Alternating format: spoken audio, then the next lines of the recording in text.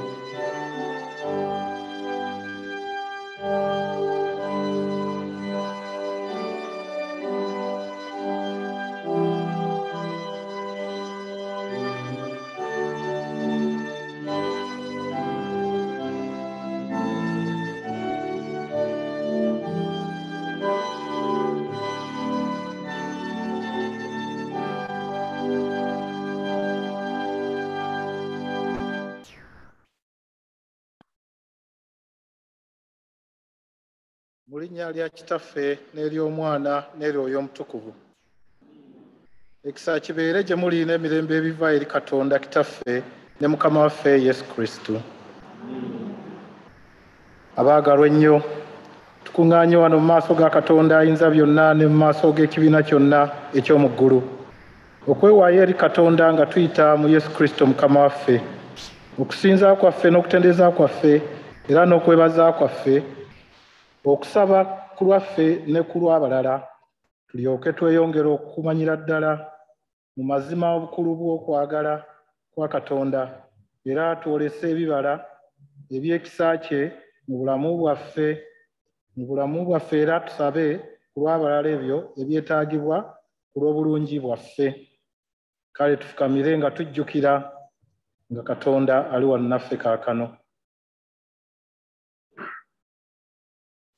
Ffenna awamu, Ayi Kitaffe Ayinza byonna era ow'ekisa ekingi, tukyama okuva mu makubo go ng'endiga zo bwe zibula. Tugoberera nnyo ozaana okwegomba eby'emitima gyaffe. Tugaana okuwulira amateeka ago amatukuvu. Tuleka ebitugwanira okukola era ntukola ebitatugwanira kukola. So nga n'obulamu tebuli mu ffe. Naye ggwe Ayi Mukama, otudde mufe abanaku abalina ebi. Ayi Katonda obasaasire abaatula okwonoona kwabwe. Obazaaboneredde nga bwe wasuubiza abantu bonna. Ku bwa Yesu Kristo Mukama waffe, Ayi Kitaffe ow'ekisa ekingi, era otubeere ku bw'oyo okutaana leero n'okwegendereza nga tutya ggwe era nga tukola eby'obutuukirivu. Erinnya ly'ettukuvu litenderezebwe. Amiina. Essaala ey'okusonyiyibwa Mukama ayinza byonna era ow'ekisa ekingi, abasaasire mmwe, abasonyiwe ebibi byammwe byonna, abawe ebbanga okulongoosa obulamu bwammwe, era abawe ekisa n'essanyu eby'Omwoyo Omutukuvu. Ffenna essaala ya Mukama waffe. Kitaffe ali mu ggulu, erinnya lyo litukuzibwe, obwakabaka bwo bujje, by'oyagala bikolebwe mu nsi nga bikolebwa mu ggulu. Otuweerere emmere yaffe eya leero, osonyiwe okwonoona kwaffe nga ffe tusonyiwa abatwonoona. Totutwala mu kukemebwa, naye otulokole mu bubi, kubanga obwakabaka n'obuyinza bibyo emirembe n'emirembe. Amiina. Ayi Mukama, atwasamya emimwa gyaffe.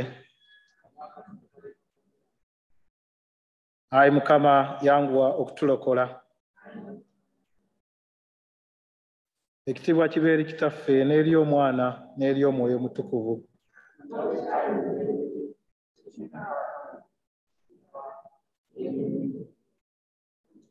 Mutendereze Mukama. Kale abooluganda mutuule tuwulire ekitundu ekisooka. Okubala essula 9 okuva ku lunyiriri olw'15. Awo ku lunaku ennyumba kwe yasimbirwa, ekire ne kibikka ku nnyumba y'eweema ey'obujulirwa, era akawungeezi ne kiba ku nnyumba ng'ekifaananyi ky'omuliro okutuusa enkya. Bwe kyabanga bwe kityo ennaku zonna. Ekire kyagibikangako n'ekifaananyi eky'omuliro ekiro, era buli ekire bwe kyaggibwangako ku weema, awo abaana ba Isirayiri ne balyoka batambula. Ne mu kifo ekire mwe kyabeeranga, awo abaana ba Isirayiri we baasiisiranga. Abaana ba Isirayiri baatambulanga lwa kiragiro kya Mukama, era baasiisiranga lwa kiragiro kya Mukama. Ekiseera kyonna ekire kye kyamalanga ku nnyumba, baatuulanga mu lusiisira. Era ekire bwe kyalwanga ennaku nnyingi ku nnyumba, awo abaana ba Isirayiri ne bakwatanga ekiragiro kya Mukama ne batambula. Era oluusi ekire kyamalanga ennaku ntono ku nnyumba ng'ekiragiro kya Mukama bwe kyali, ne batuulanga mu lusiisira. Baatuulanga mu lusiisira era ng'ekiragiro kya Mukama bwe kyali baatambulanga. Era oluusi ekire kyabangako okusooka akawungeezi okutuusa enkya, era ekire bwe kyaggyibwangako enkya ne batambula, oba bwe kyaggyibwangako emisana n'ekiro, ekire bwe kyaggyibwangako ne batambula. Obanga nnaku 2 oba mwezi oba mwaka, ekire bwe kyalwanga ku nnyumba nga kibeera okwo, abaana ba Isirayiri ne batuulanga mu lusiisira ne batatambula, naye bwe kyaggyibwangako ne batambulanga. Baasiisiranga lwa kiragiro kya Mukama. era baatambulanga lwa kiragiro kya Mukama. Baakwatanga ebyo Mukama bye yakuutira olw'ekigambo kya Mukama mu mukono gwa Musa. Ekitundu kyaffe ekisooka kikomyawo. Kale katule n'ekitundu ekyokubiri nga n'asoma ekitundu ekyokusatu bwe yeeteekateeka. Ekitundu ekyokubiri kisomerwamu Abakolinso essula 7 n'oluliri 17.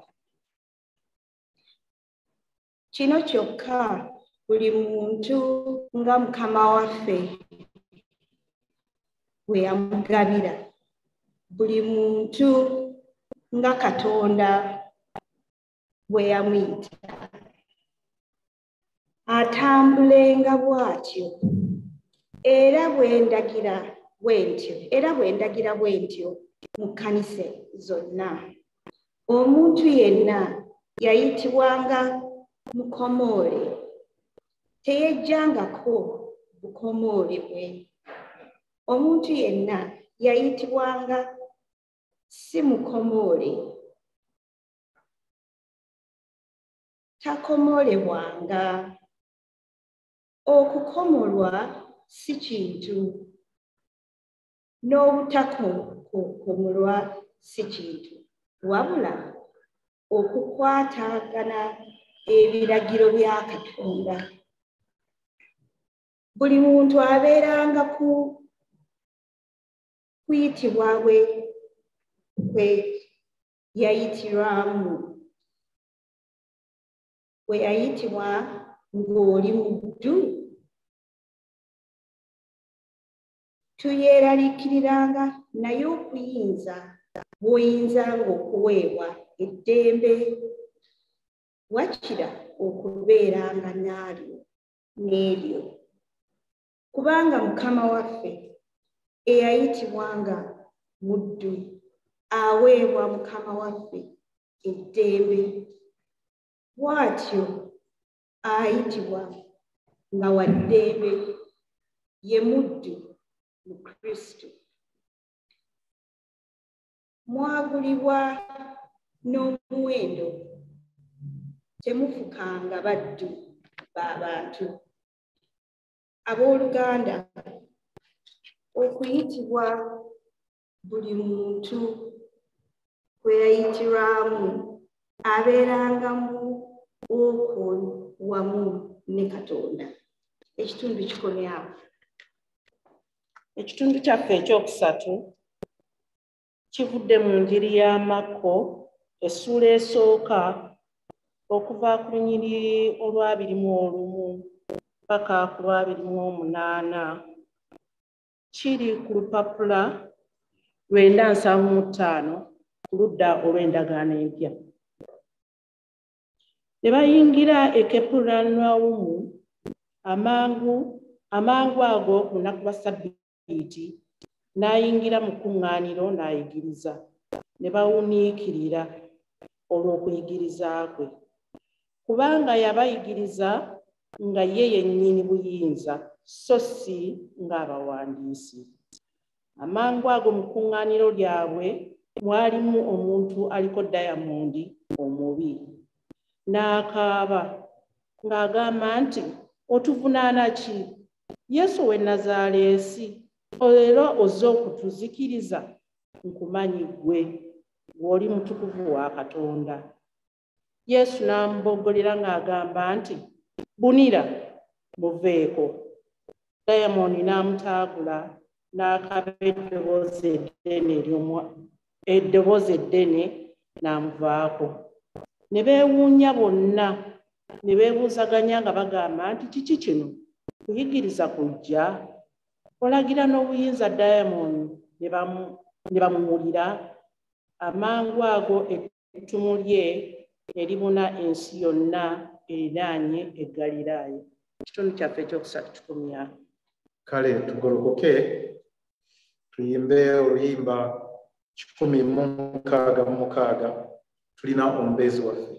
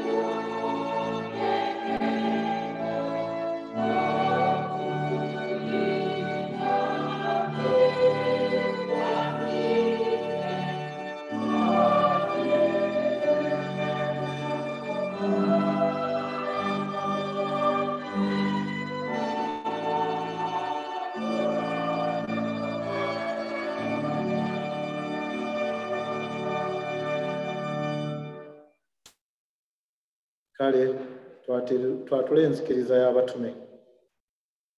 Nzikiriza Katonda Kitaffe ayinza byonna, omutonzi w'eggulu n'ensi, ne Yesu eyazaala omuwala atamanyi musajja Maliyamu, eyali olubuto olw'Omwoyo Omutukuvu, n'abonyaabonyezebwa ku mirembe gya Ponsiyo Piraato, akomebwa ku musaalaba, n'afa, n'aziikibwa, n'akka emagombe mu bafu, olunaku olwokusatu n'azuukira mu bafu, n'agenda mu ggulu, atudde ku mukono ogwa ddyo ogwa Katonda Kitaffe ayinza byonna, naye alivaawo okukomawo okusala omusango gw'abalamu n'abafu. Nzikiriza Omwoyo Omutukuvu n'Ekkanisa entukuvu ey'abantu bonna era ebunawuna, n'okussa ekimu okw'abatukuvu, n'okusonyiwa ebi, n'okuzuukira kw'abafu, n'obulamu obutaggwaawo. Amiina. Mukama abeere nammwe. Ayi Mukama otuddiremu. Ayi Mukama otusaasire. Ayi Mukama alokola abafuzi baffe. Yambaza abaweereza abo obutuukirivu.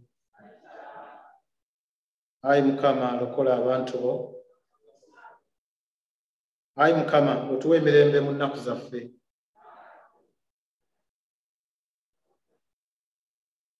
Ayi Katonda tulongoose emitima gyaffe munda. Kale tusabe essaala ey'akawungeezi. Ayi Mukama tukwegayirira omusana gwo ogwaka mu nzikiza yaffe. Otukuume n'ekisa kyo ekingi. Otujje mu kibi kwonna ak'ekiro kino. Olw'okwagala kw'omwana wo omu yekka omulokozi waffe Yesu Kristo. Amiina. Ffenna twatule ekisa kya Mukama waffe Yesu Kristo. Ekisa kya Mukama waffe Yesu Kristo n'okwagala kwa Katonda n'okusa ekimu okw'Omwoyo Omutukuvu beere naffe ffenna emirembe egitaggwaawo. Amiina. Kale abooluganda mukakkane tusabe okusaba enjawulo. Mukama tukwebaza tuleeta wano olwaleero okusinga ennyo olw'obukuumi bwo otuwadde mu kiro okusinga ennyo ate okumalako omwaka. Tusonyiwe okwogera okubuuza bitatuukiridde. Bannaffe nti Mukama bavudde mu ssimu. Ffe baani oleseewo kusiimaku era olina ensonga zo. Twagala okuwaayo ekkanisa zonna eya Bungereza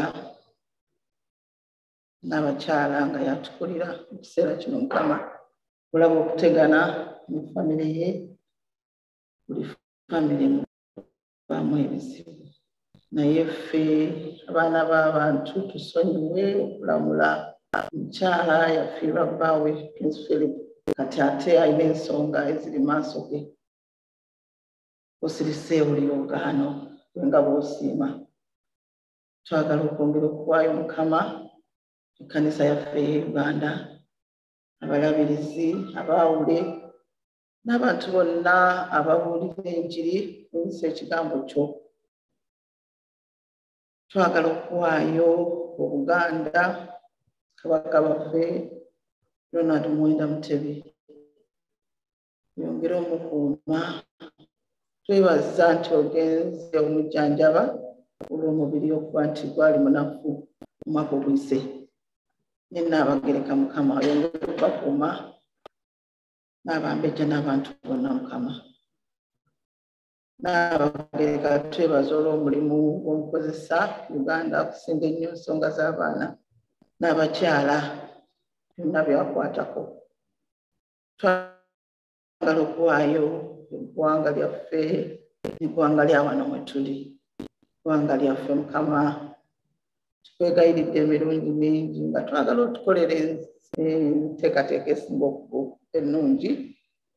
Tumuwaayo omukulembeze Museveni, naye Mukama bingi abantu ebitatusanyusizza. Tukolerewo ekyenjawulo nga bw'osiima. Ng'amawanga amalala Mukama bwe wagajjukira, naffe twagala otujjukire. Tumanyi tuyinza twerabira, naye tusemberere otuggyeyo mangu tulamulire ekisinga okuba ekirungi.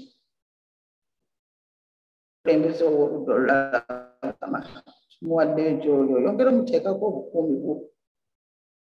Ebizibu bingi buli waayita okuuma.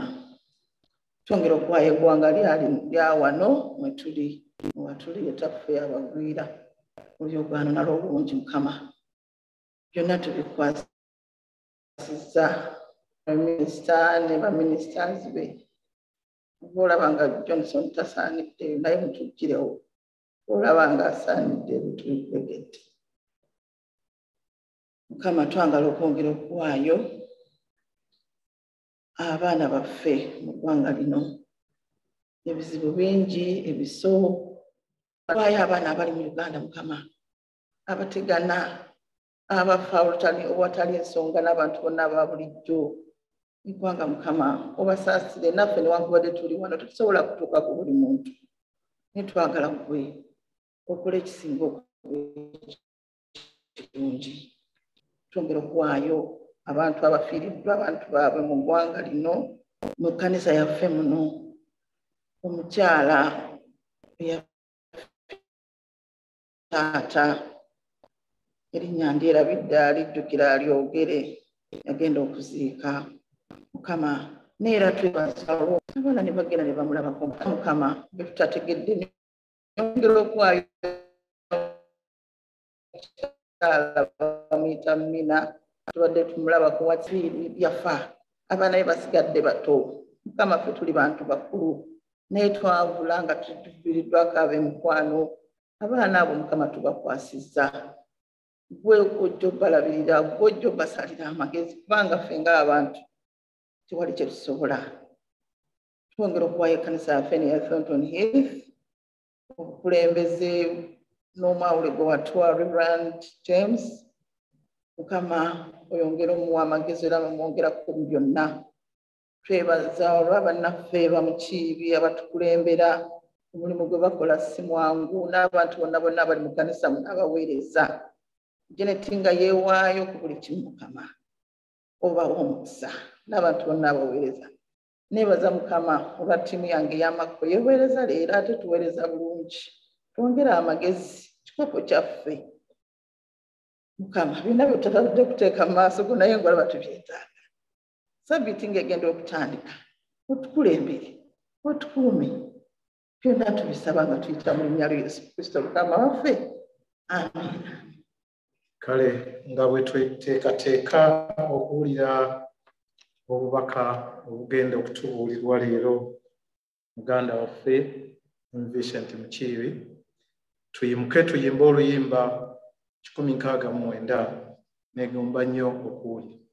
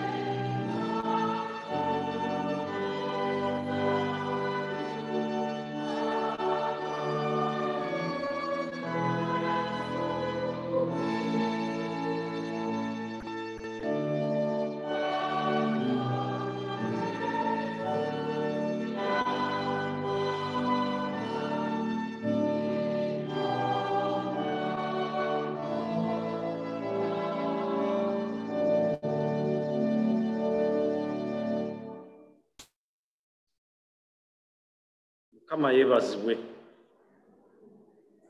Mukama mulungi.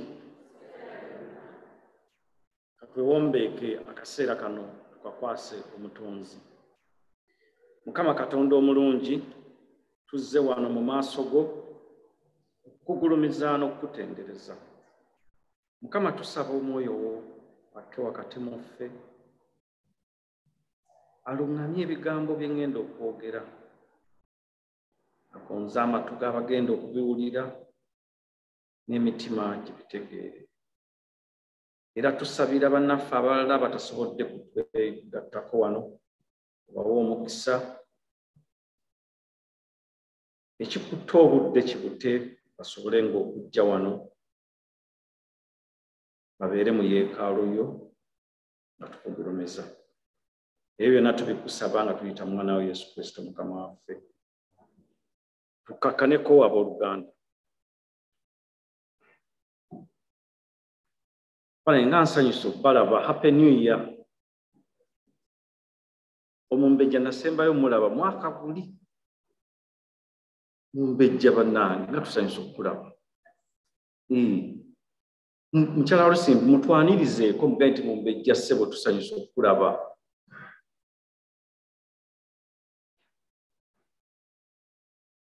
Bannange mwenna njagala buli muntu abeeko omuntu gw'ayaniriza amugaye nti weebale kujja mu yeekaalu.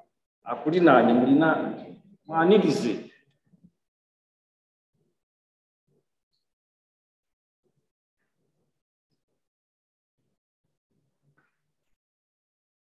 Mwami Kalanzo obadde oyaniriza nze.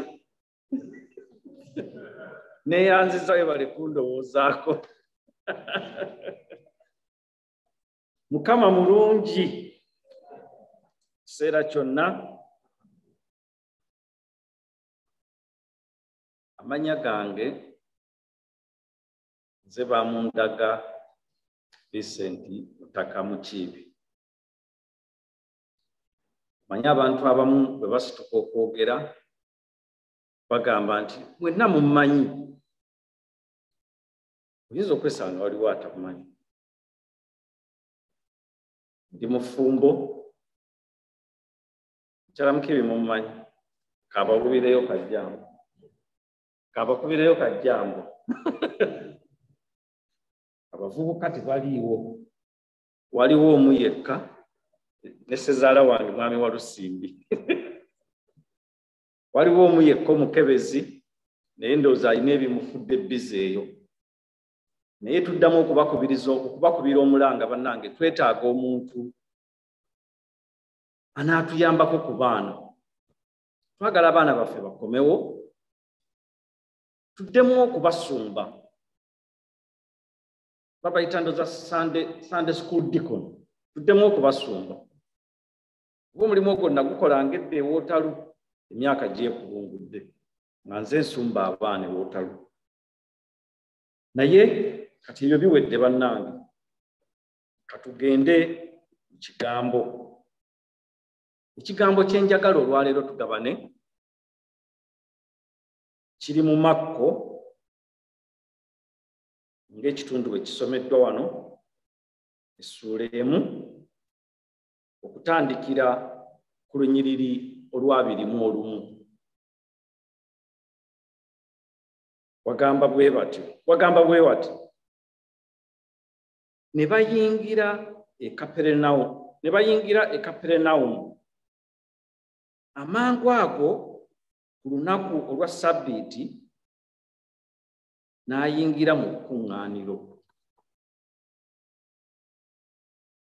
Baali bava Nazaaleesi ng'ab'e Nazaaleesi bamugambye toddanga wano tubuulira enjiri nga bamugobye.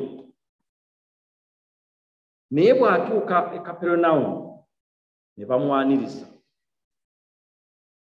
Oyinza okuba nga wava e Uganda nga bagaye nti gwe Makerere togenda kusoma. Laba bw'otuuka awo ne bagamba nti jangu e Oxford tukuwe diguli. Tuli ffenna. Oyinza okuba nga wava e Kampala nga bagaye nti gwe nursing home Mengo toli good enough. Bw'otuuka wano St George ne gamba nti jangu. Tulina abantu baffe bangi nnyo wano basista. Babayita basista mu lulimi olwo. Bakulira abasawo bannaabwe. Naye ng'ate e Kampala baabagamba nti ki? Mu ebyobusawo mubiveewo. oyinza okuba nga wajja wano ng'olina ebintu bingi nnyo bye wagezaako okukola yonna gye wava naye bwe watuuka wano n'oyanirizibwa. Kristo tumulaba ng'ayanirizibwa, naye bw'atuuka bw'ati n'akolerawo.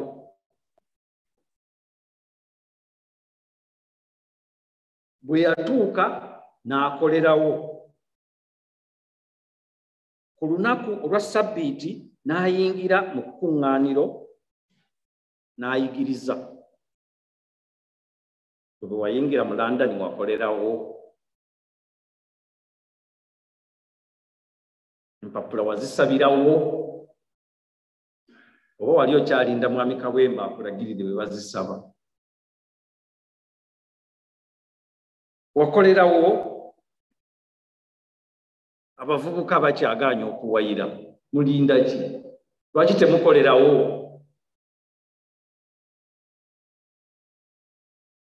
Okugenda ku ssomero olw'okubanga nursing home Mengo yakugamba toli good enough, Makerere yagamba toli good enough, lwaki bwe wajja wano ng'oyingidde wano lwaki tewakolerawo?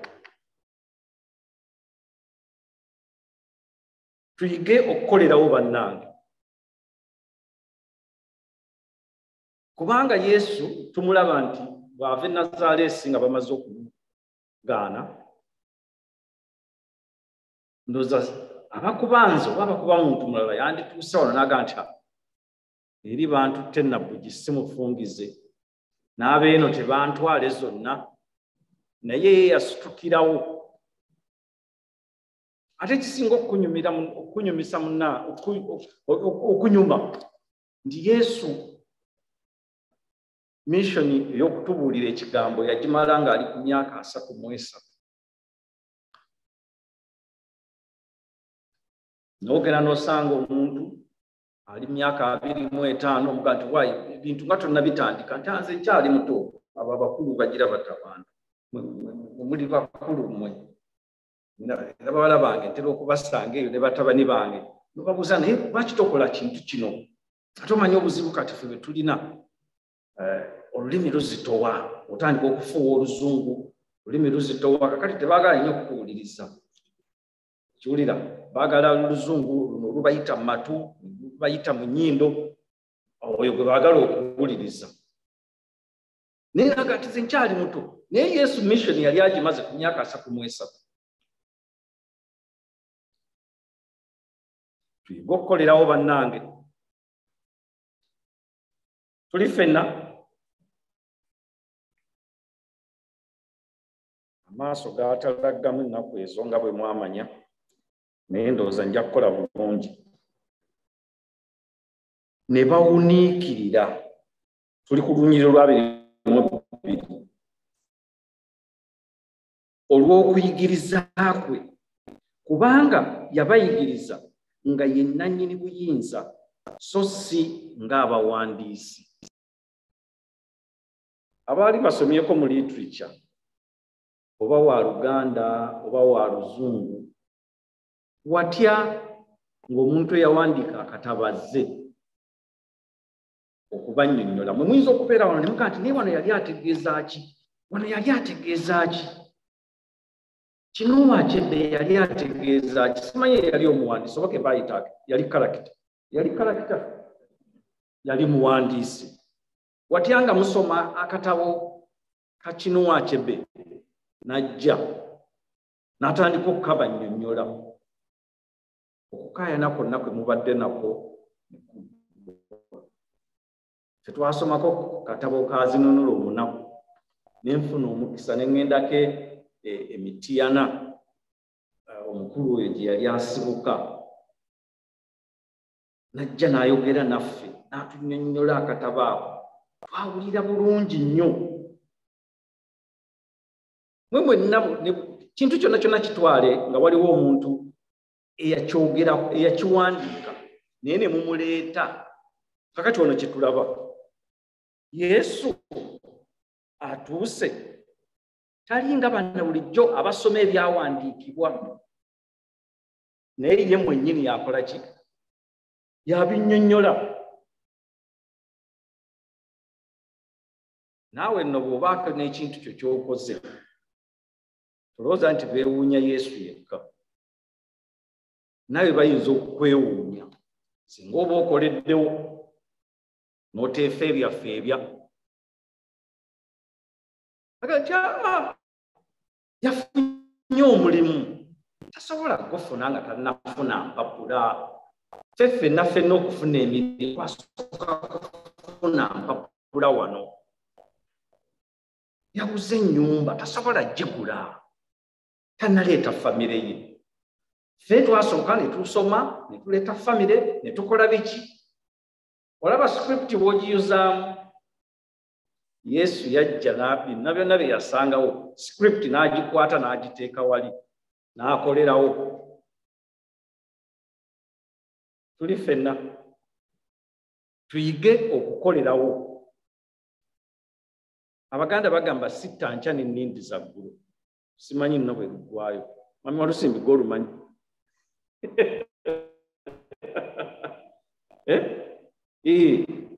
Oba koonooweeka. Ensolo wagikutte ku makya, wagiyize ku makya. Ate ekulemye okubabula okugirya ogirindiza ggulu. Yesu yali ebyo tabikolerako. Okiwulira?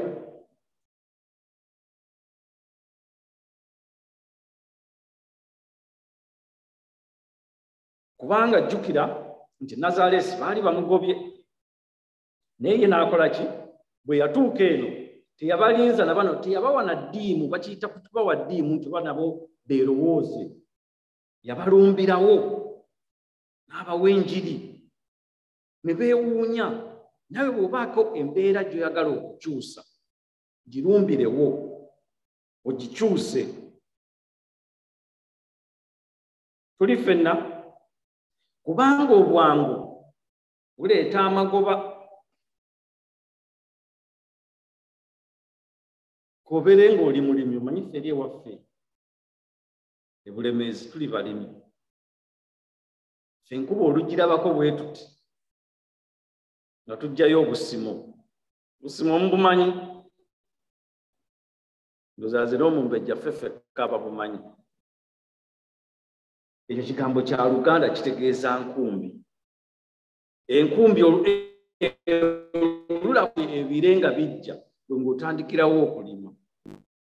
Naye akasimo bw'olwawo kakwata ng'olinda mbu ate tulindemu enkuba egire. Enkuba egenda okugira nga ffe wali essunsa tutandise okulya. Ate ebigambo kati kirabika eby'Oluganda njogera bizito. Ssunsa, akasimo, essunsa bano baleka tebaliwulirangako. Obuguju bw'obanga wayanguwa okulima, abalala baba batandika bati okusiga nga gw'oli ku buguju omeketa. Obuguju bwe busujju obuto. Obusujju obuto obwo bulungi nnyo nnyo ku nva naddala nga wabaddewo enjala. Kubanga jjukira enkuba yaffe lwejja waba wabaddewo ekyeya. Kakati kyokola osimba mangu ebiri awo ng'oggyako obuguju, ssunsa ng'otandika okulya. Buli zaakulinaanye nti obuguju onootera okulya. Wasimba essunsa oba okyalinze. Katweyongereyo ku Ssuula ya 23. Amangu ago mu kkuŋŋaaniro lyabwe mwalimu omuntu aliko dayamandi omubi. Naga nti ng'akaaba ng'agamba nti otuvunaana ki Yesu ow'e Nazaaleesi? Ozze kutuzikiriza? Omuzimu ogulayo gwegayirira gwefuula okumanyi nnyo Yesu. Kati agwe nkumanyi naawe tomanja tontwala naawe tumanyiganye. Omusolo nja kusasula. Omusajja ayinza okukulumba awo akutwala zonna nokuga nti naye gundi naawe omusolo nja kusasula. Oba kikyo nja kusasula beyiriifu akutwala. Yesu yali beyiriifu ku olwo ng'alumbye omuzimu guno. gugezaako okumukolako omukwano gumugamba tukumanyi gwagala okumuwaanawaana era nga gumugamba nti gwe oli mutukuvu wa Katonda. Yesu n'aguboggolera ng'agamba nti bunira muveeko. Wanza okubeerawo omuzimu ogukulemesa by'okola, gugamba togenda ku ssomero, gugamba tokola kino. Olwaleero vaano ng'ogugambye nti bunira. Kubanga Yesu yakuwa obuyinza, yakuwa authority ekola ki? Ekugamba nti bunira. Ekugamba nti bunira. Katulabe 25. Yesu n'aguboggolera n'agugamba nti bunira muveeko.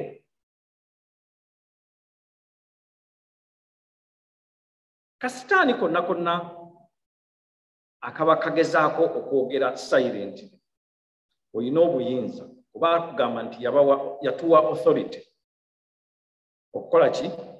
Okuboggolera ebintu bino.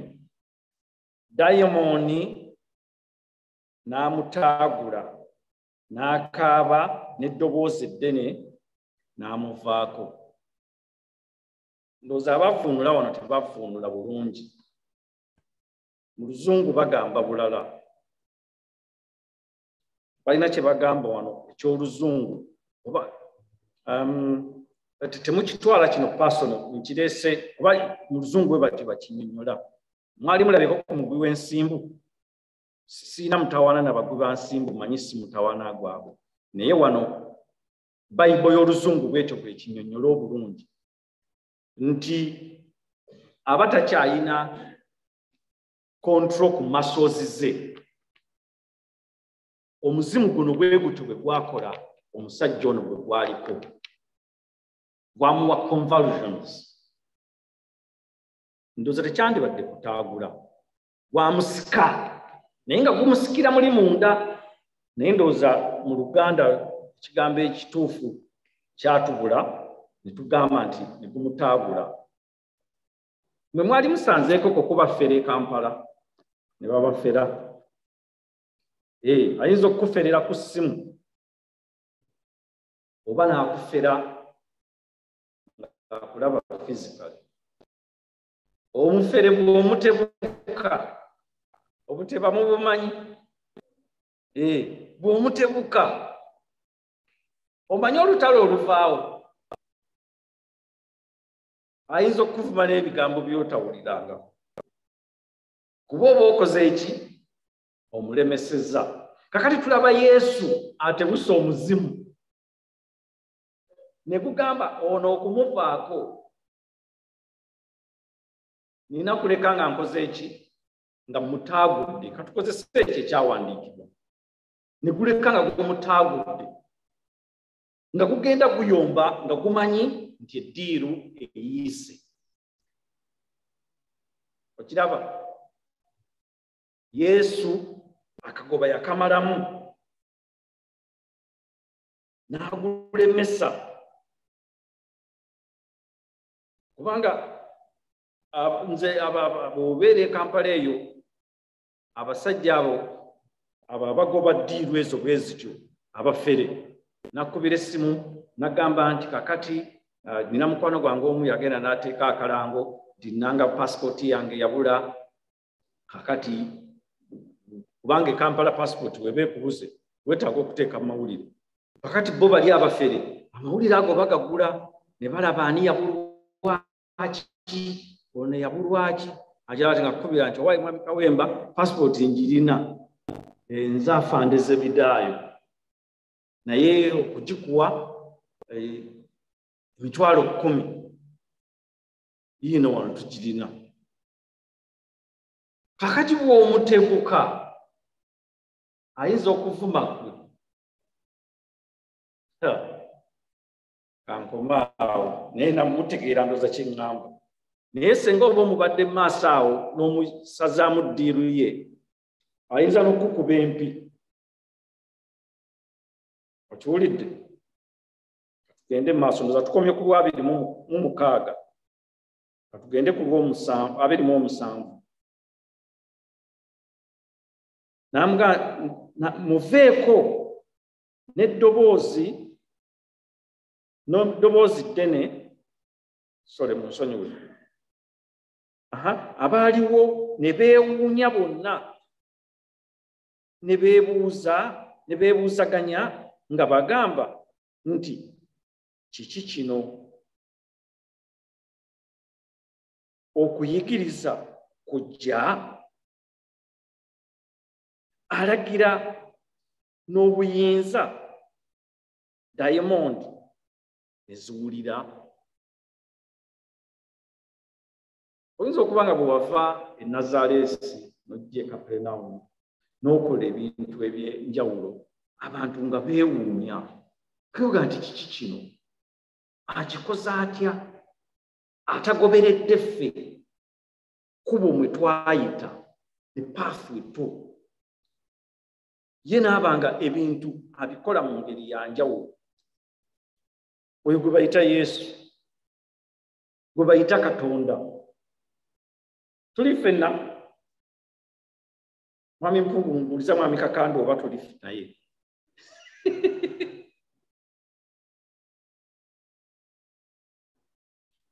omanyi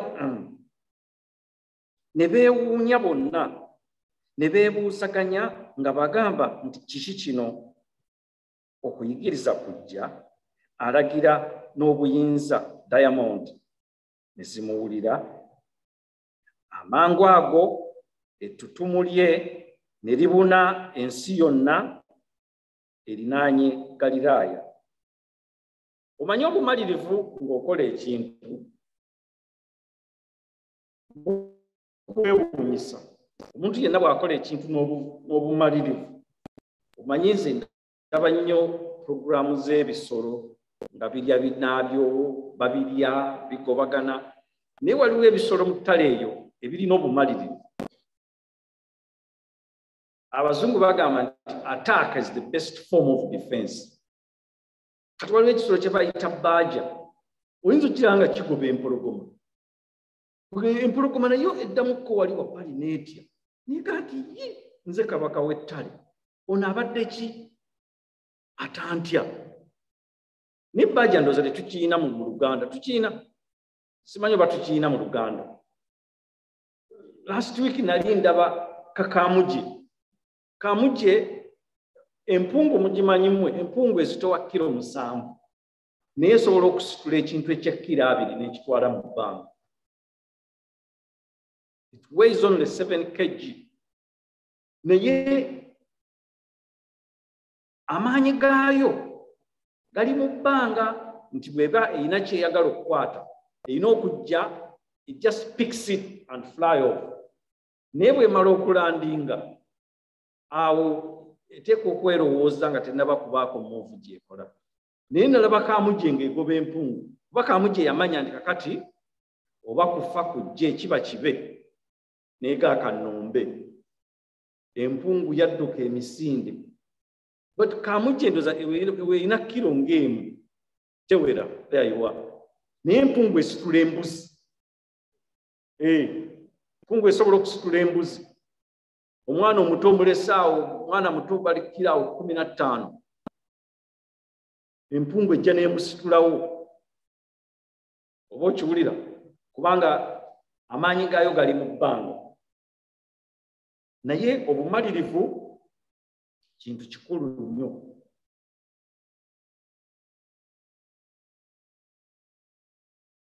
Ate obumalirivu bukuweesa ekitiibwa. Mubeere bamalirivu abaana ba Katonda. Ne baba tebazze kugamba nti olina ekitiibwa naye abantu bakuteekamu respect bw'obeera n'obumalirivu. Singa mwali musomye kuzinunula omunaku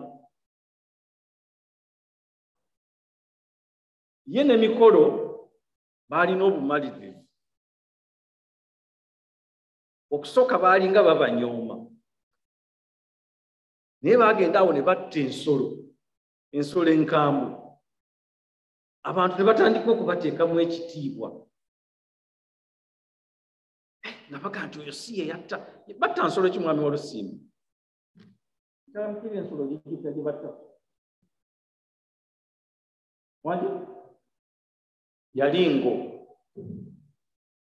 naye bulijjo ndowooza mwenna mwasoma zinnula omuna kubanga itize classic literature waffe bannange bwe buvunaanyizibwa bwe mbawadde muddeyo musome mulabe musajja Mpalanyi bwe yakozesa obwongo n'awandiika ebintu bino n'ajja ebintu bye yali alowooza mu mutwe n'abiteeka wansi ku lupapula Kawere musonyiwamu katono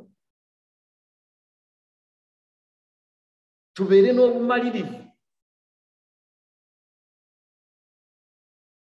ate bw'ova wano funayokko omuntu nga bw'aba akugambye ekintu okiwuliriza weewaawo ng'okiwuliriza ogambe nti mwami w'Olusimbi bw'ayogera ekintu kiba kyekyo era bw'agamba ekintu nze mba nina kikola talina kubeera mwami w'Olusimbi ate talina kuba nga ali wano bw'aba ali wano that will be very good naye funayokko omuntu nga bw'aba akuwadde amagezi ng'akuwadde advice ogiwuliriza noga nti oyo bw'ampa advice byenkola mbivaako ne ŋŋenda mu maaso nekyaba mpadde Mukama abankuumire nnyo abawa omukisa abagaggawaze abafuule banene ensi eno mwongere okugirya mulabe abazzukulu mulabe obuwanguzi obw'enjawulo muve ku ddaala kwe muli mugende ku ddaala eriddako Mukama Katonda omulungi abankuumire sebo webale ebigambo ebirungi ebyo kale abooluganda nga bwe tuwaayo ebirabo ndowooza ab'esayidi eno mujja kuteeka mu kabba akali sayidi eno muyita wakati muddeyo sayidi yeeri n'abali eno ku mukono guno mwenna era muyite wakati muweeyo mudde sayidi eno kubawo kale muyimuke tuyimbe oluyimba nga bwe tuwaayo ebirabo 171 omusumba wange Mukama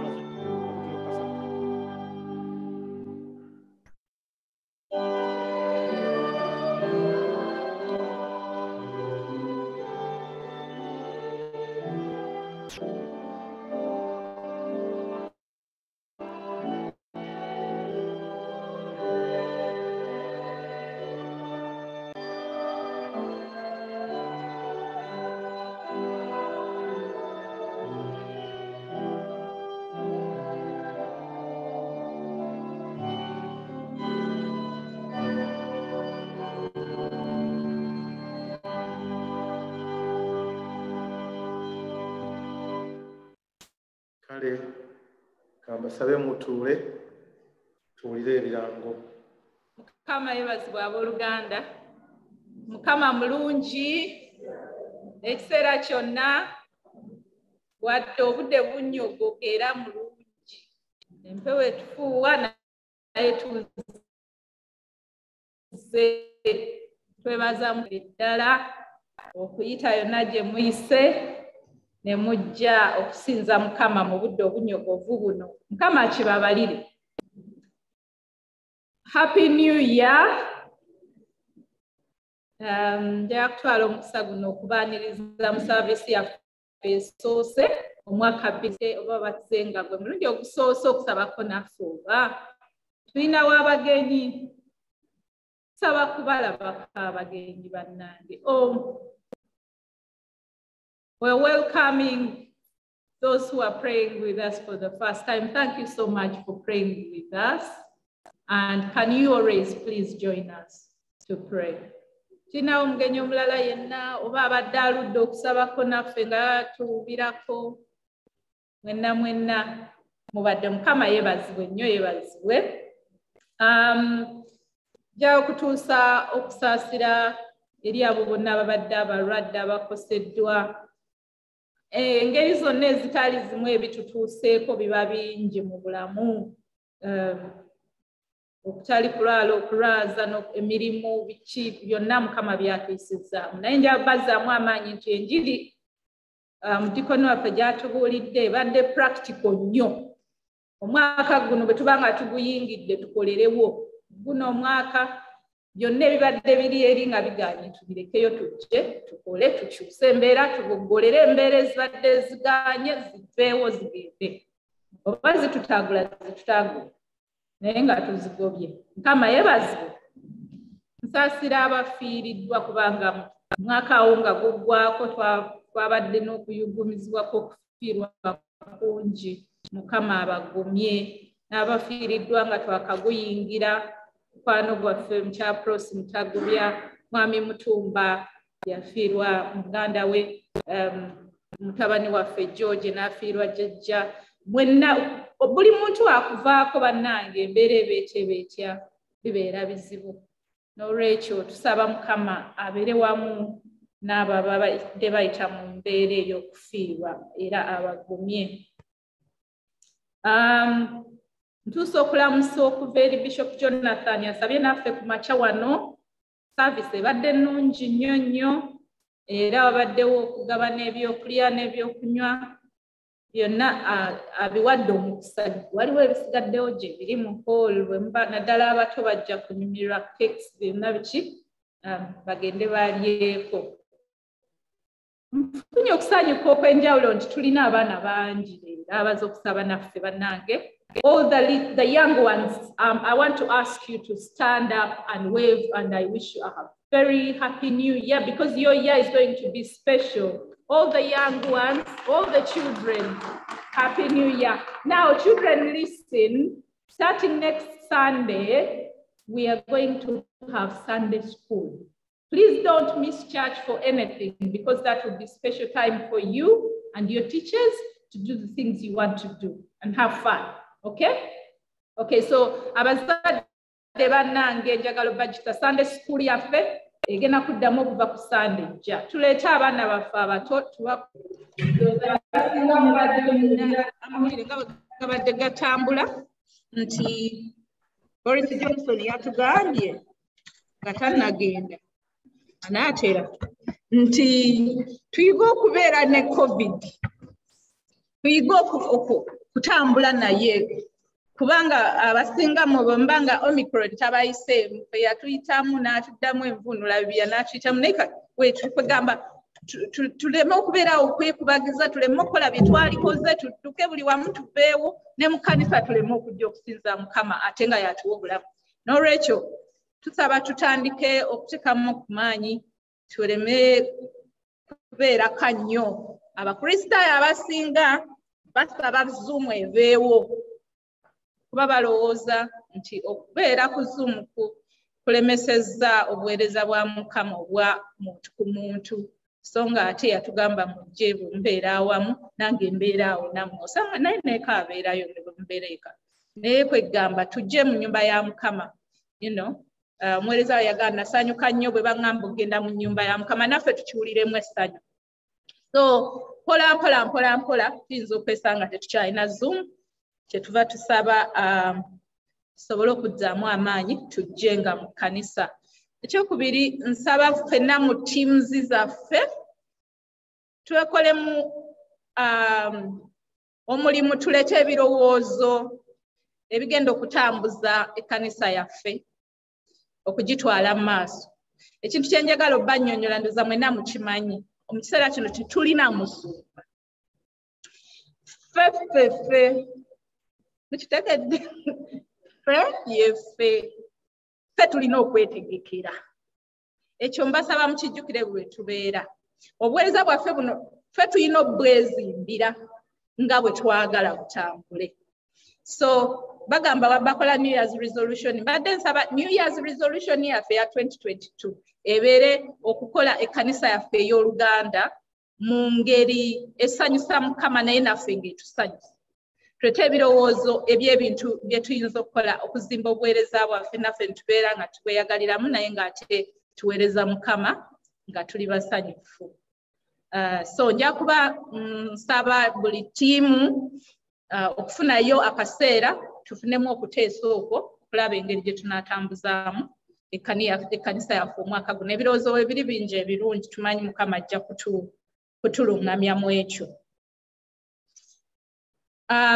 Njagala okwebaza initiative ya Church Cleaning Fund gye twatandikira wamu mu teams tiimu Maka eweereza olwaleero ye yagiwomamu omutwe ekyo tetulina kukyerabira era tubeebaza bo bulijjo bali up to date ku bintu byabwe yakwebaza tiimu Maka omwekubireko mu ngalo bannange be baguddewo okuweereza kw'omwaka guno bakoze bulungi ddala mubalabye buli kimu babadde already kati bakitambuza bulungi ate batutegekedde bwe tuva wano tugenda eri hall ate nayo batulageko naye nga mu kino njagala obategeeza nti twafunye company egenda okubeera ng'erabirira n'okulongoosa ekkanisa so fandi yaffe eyo tugyongeremu amaanyi nga teams kubanga kakati ekintu kigenda kufuukira ddala kya musaala wadde nga company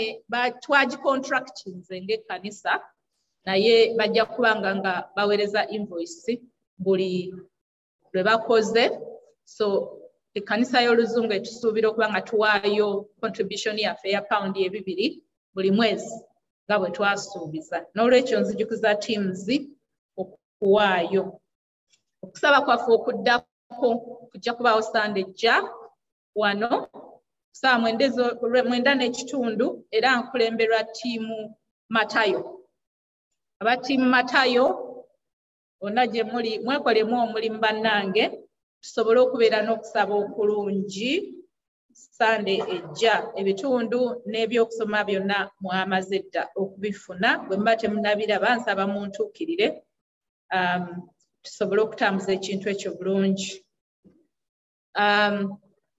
waliwo ku bannaffe abajaguza birthday anniversary celebration yonna birthday boy come whose birthday your birthday is it your birthday oh wow how old are you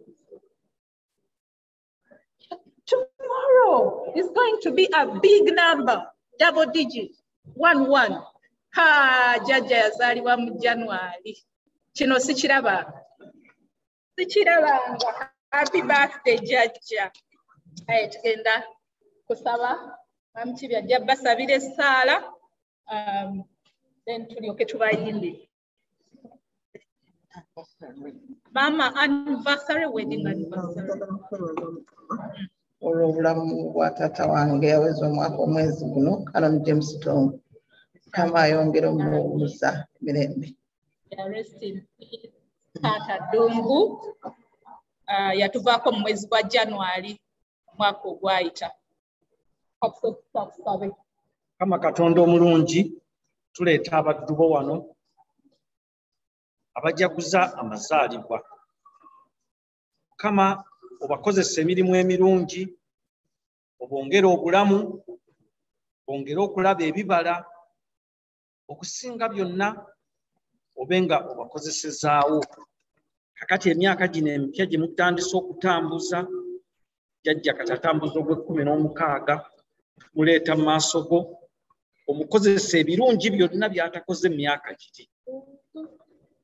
Ne bebi waffe ono ogw'11 ndowooza agenda mu secondary school myaka tumusabira agende mu secondary school, aganje ategeere nnyo subjects ze basomesaayo, aveeyo nga head boy, agende ne Oxford. Wamu ne bebi waffe ono Naume, naye tumusabira Mukama omusisinkane, omwagale, omukozesa ebirungi by'otamukozesezza mu bulamu bwe bwonna okuva n'olwaleero. Mukyala wa Lusimbi naye tumuleeta mu ngeri ey'enjawulo Katonda. Mu kaseera kano ng'ajjukira taata bukyanga atambula, taata yatambula mu January, Canon James Ddungu, olw'obuweereza obulungi bwe yakola, n'azimba yeekaalu Nateete e Busega, n'akwata ku bantu bangi, n'aleka emirimu emirungi egiyambye bannayuganda. Mukama gye wamutwala omuwummuza emirembe. Ebyo byonna tubikusabye nga tuyita mu mwana we Yesu Kristo Mukama waffe.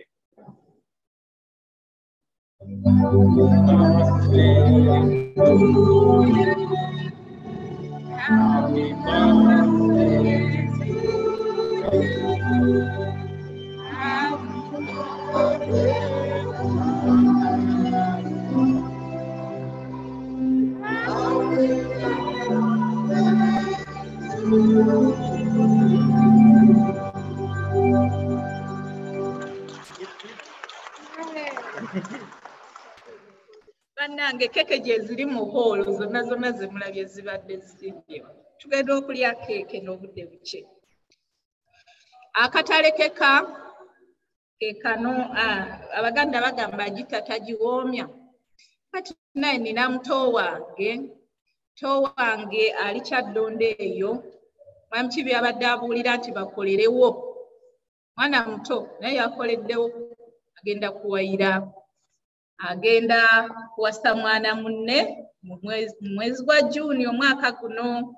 Muto wange oyo yazaalibwa tatange mwami wa Lusimbi, ye wa Lusimbi Junior. Twagala